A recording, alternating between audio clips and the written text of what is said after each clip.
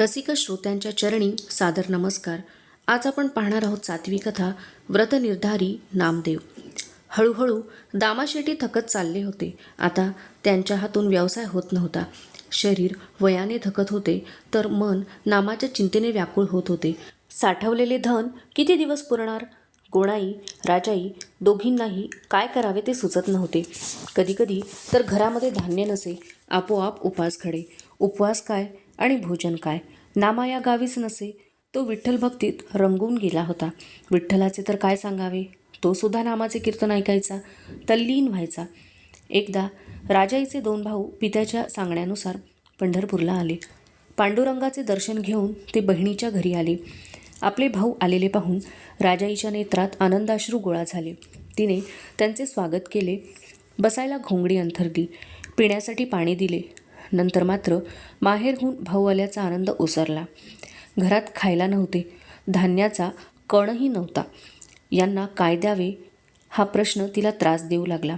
तेवढ्यात नामदेव घरी आले. अहो, ऐकलत का? माहेरहून माझे भाऊ आले आहेत, राजाई म्हणाली. हो का? नामदेवांनी त्यांचे नमस्कार करून स्वागत केले.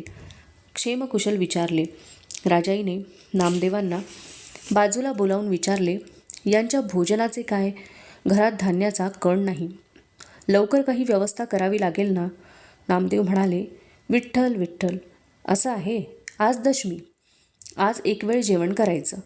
घरातून ते जेवूनच बाहेर पडले असतील. रात्री उपवासच ना. उद्या तर एकादशी, उद्या संपूर्ण उपवास. उद्या अवश्य तेव्हा जलप्राशन करावं. बाकी पांडुरंगाच्या स्मरणी रंगून जावं. परवा दिवशी द्वादशी, त्या दिवशी पारणं, आणि तोपर्यंत माझा विठुराया अन्नाची सगळी व्यवस्था करेल. शेवटी पारण्याचा नैवेद्य त्यालाच दाखवायचा आहे ना. विठ्ठल विठ्ठल. राजाई ते पुसे अहो नामयाला, करा जेवायला काही यासी. प्रातःकाळी घरी सारुणी भोजन, आले ते चालून माझे भेटी. नामा म्हणे कांते दशमी एक भुक्ती, भोजन निश्चिती करू नये. उदयिक हरिदिनी उपवास जागरण, ऐकावे कीर्तन 4 प्रहर. द्वादशी पारणे झालिया भोजनम, ऐकोनी पाहुणे चिंतातुर. क्षुधातुर पोटी निद्रा न लगे काही, वर्षा एवढी पाही रात्र झाली. राजाईच्या दोन्ही भावांचे कान या संवादाकडे होते. परवापर्यंत भोजन नाही, भावांच्या पोटात गोळा आला. ती रात्र त्यांना वर्षा एवढी भाजली. सकाळी उठून त्यांनी आपल्या गावचा रस्ता धरला. भाऊ निघून गेले. राजाईच्या नेत्रांमधून अश्रू गळू लागले. तिने आपल्या पतीकडे उद्विग्न मनस्थितीत कटाक्ष टाकला. निशब्द कटाक्ष म्हणत होता, तुमच्या या पांडुरंग भक्तीनं घरची दशा झाली बघा. एवढ्या कौतुकानं माझे भाऊ आले, तसेच रिकाम्या पोटी परत गेले. आता माहेरी जाऊन ते काय सांगतील? आता मामनजी थकले, आजारी पडतात सारखे. सासूबाईंनी तरी काय करावं? त्यांचंही वय झाले. शरीरापेक्षा त्या तुमच्या चिंतेनं जास्त खचल्यात. पोराबाळांचा प्रपंच आपला, त्यांच्यासाठी व्यापार व्यवसाय नको का करायला? नामदेवांनी राजाईच्या कटाक्षाचा अर्थ जाणला. त्यांच्या मुखी आले, विठ्ठल विठ्ठल. राजाईच्या मुखावर अधिकच संताप आला. ती तेथून निघून गेली. पण त्या विठ्ठल विठ्ठलमध्ये खूप खूप अर्थ होता. नामा म्हणत होता, अहो, तुमचं दुःख मला का उमगत नाही? बाबांची इच्छा, आईची काळजी, तुमची अस्वस्थता सारं मी जाणतो. पण काय करू? मला लागलेली भक्तीची आर्त मला सोडत नाही. घरी पाहुणे आले, माहेरातून तुमचे बंधू आले. पण काल खरोखरच दशमी होती ना. मी स्वतः हे व्रत कठोरपणे पाळतो, ते तुम्हाला ठाऊक आहे ना. मी एकटाच पुण्यवान का व्हावा? आलेल्या अभ्यागतांनाही ते पुण्य लाभावं अशी माझी मनापासूनची इच्छा होती. आणि खात्रीनं सांगतो, माझ्या त्या विठुरायानं पारण्यासाठी खूप उत्तम भोजनाची सोय केली असती. नामदेव स्वतः कठोर व्रती होते.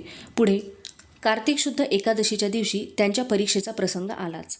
एक गरीब ब्राह्मण भिक्षेकरी प्रातःसमयी दारी आला. ओम भवती भिक्षां देही. नामदेवांनी घरातील कंद 1-2 फळे त्या भिक्षेकरी ब्राह्मणाला देऊ केली.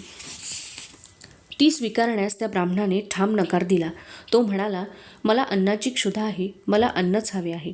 नामदेव म्हणाले, आज कार्तिकी एकादशी आहे, आज उपवास.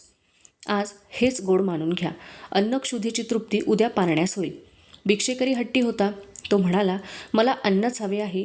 या क्षणी जर ते मला प्राप्त झाले नाही तर माझे प्राण जातील आणि तुम्हास ब्रह्महत्येचे पातक लागेल. नामदेव नकारार्थी मान हलवत उद्गारले, विठ्ठल विठ्ठल. त्या क्षणी तो ब्राह्मण कोसळला. गोणाई राजाई बाहेर आल्या. तो प्रकार बघून घाबरून गेल्या. शेजारी पाजारी आले. आपापसात बोलू लागले. मोठा गोंधळ झाला. जो तो नामाला बोल लावित होता त्या गरीब ब्राह्मण भिक्षेकऱ्याला अन्न द्यायला हवे होते. आता नामाला ब्रह्महत्येचे पातक लागलेच की नाही. दामाशेटी दुःख आणि चिंतेने ग्रस्त झाले. गोणाई राजाई साऱ्यांनाच भय वाटू लागले. त्या ब्राह्मणाचे आप्त गोळा झाले. मोठा आक्रोश करत ते नामाला श्रापू लागले. त्या ब्राह्मणाचे शव आप्तांनी घरी नेले. प्रेतयात्रा निघाली. नामदेव त्या यात्रेमागून चालत गेले. चिता धगधगली. नामदेव विठ्ठल विठ्ठल करत चितेजवळ आले. कोणाला कळेना काय चालले. बघता बघता विठ्ठल नाम घेत नामदेवांनी चितेत प्रवेश केला. आता मात्र हलकल्लोळ माजला. चितेचा अग्नी मोठा होता. नामाने प्रवेश केलेला पाहून काही मूर्छित झाले, काही ओरडू लागले, तर काही घाबरून पळून गेले. नामदेव मात्र त्या भडकलेल्या ज्वाळांमध्ये विठ्ठल विठ्ठल पांडुरंग असे नेत्र मिटून नामस्मरण करत उभे होते. ज्वाळा वर चढत होत्या. लोकांमधला आरडाओरडा वाढत होता. काही जण किंचाळून त्याला परत येण्याविषयी सांगत होते. काही जण घाबरून पळून गेले. ज्वाळांनी नामदेवांना वेढले. एवढ्यात तेजोमय प्रकाश निर्माण झाला. जे भानावर होते त्यांचे डोळे त्या महातेजाने आपोआप मिटले. त्या चितेच्या अग्नीत युगंधर श्रीकृष्ण, कृपाळू मेघश्याम, देवकीनंदन, यशोदानंदन, वसुदेवसुत, वंशीधर गोपाळ, भक्तवत्सल पांडुरंग प्रगट झाला. त्याने दृढव्रती नामाला दृढ आलिंगन दिले. त्याने नामाला चितेवरून खाली उतरवले. नामा दर्शनाने तृप्त झाला, धन्य झाला. भगवंत अंतर्धान पावले. जे लोक नामाला दूषणे देत होते, बोल लावत होते, ते थक्क झाले. इतका वेळ चितेत राहूनही नामाला कुठेही भाजले नव्हते. अग्नीने नामाला स्पर्शच केला नव्हता. लोकांनी नामाच्या चरणी लोटांगण घातले. आपल्याला साक्षात पांडुरंगाने दर्शन दिले हे नामाला जनाबाईला सांगायचे होते. तो त्वरेने घरी आला. घरात रडारड सुरू होती. त्यांना अर्धवट वार्ता कळली होती. गोणाई राजाई औताई तिघींचे डोळे रडून रडून लाल झाले होते. दामाशेटी अंथरुणावरच शोकमग्न अवस्थेत होते. नामाकडून सगळा वृत्तांत घरच्या मंडळींनी ऐकला. नामदेवाचा जणू आज पुनर्जन्म झाला होता. घरातल्या मंडळींना अतिशय विस्मय आणि तितकाच आनंद झाला. या सगळ्या प्रकारात जनाबाई नव्हती. नामदेवाला तिलाच आपला दर्शनानंद कथन करायचा होता. तो तिच्या खोपटाकडे वळला. खोपटाचे दार अर्धवट उघडे होते. आतले दृश्य बघून नामाचे कर जोडले गेले. मान झुकली.